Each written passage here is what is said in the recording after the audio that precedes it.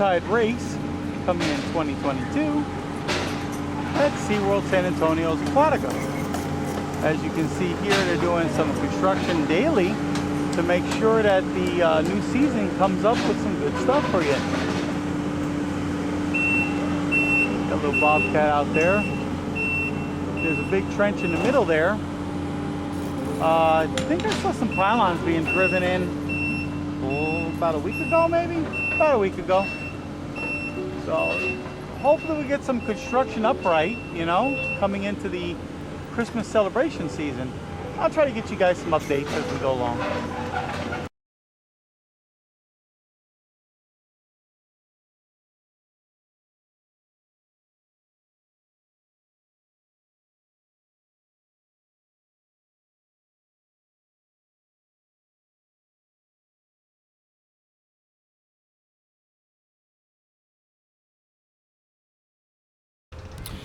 Alright guys, we're here.